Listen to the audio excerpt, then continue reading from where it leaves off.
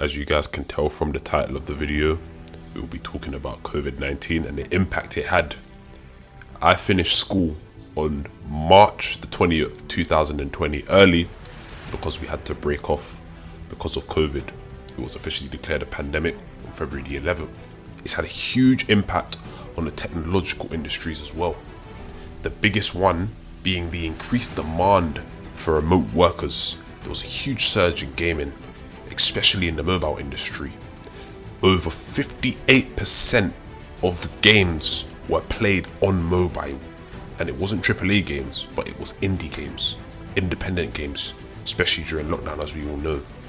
Game development, studios and companies developed remote work. Why? Because they were able to pay less. It meant that they didn't have to pay for traveling fees for their employers.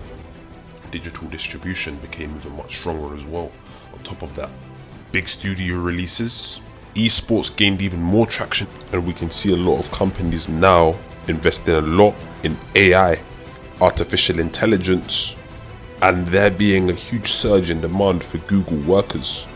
But we're going to get into that in another video. I'm going to stay on topic. Let's explore into how AI made indie game creation more convenient and why it became a significant investment for the game industry's first major part was procedural content generation.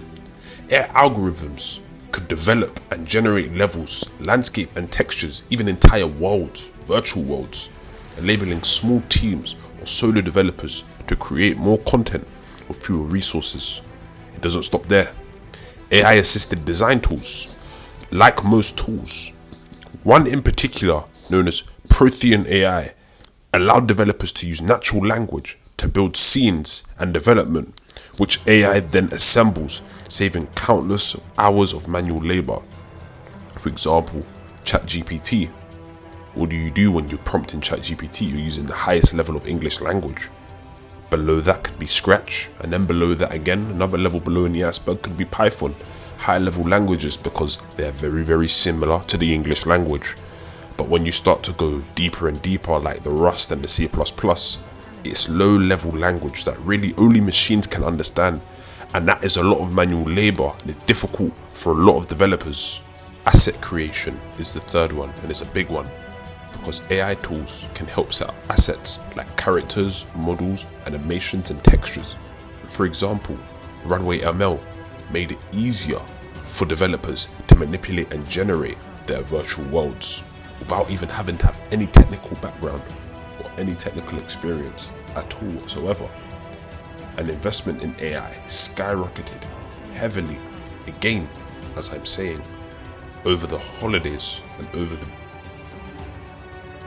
things like working with large amounts of data in terms of managing workflows, schedules. These are jobs that had been replaced by AI. I'll give you a big example. It's just like when you go into the hospital, the hotel, my apologies. When you went into a hotel before, there would be somebody who supported you with the elevator.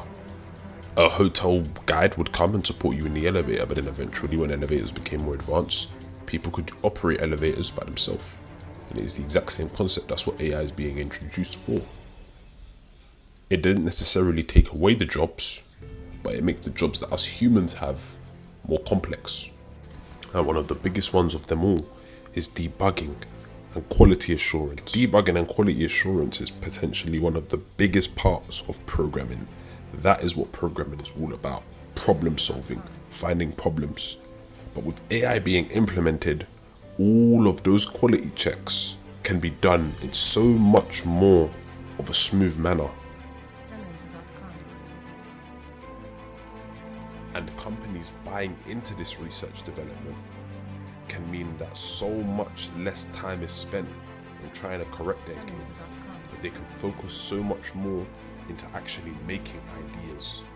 Even if only 5% of them come into tuition, they're still saving much more time in the long run.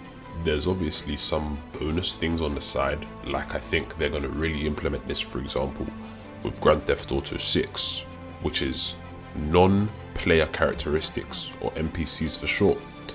There's a lot of customization that also comes with AI and a lot of detail that AI can instill.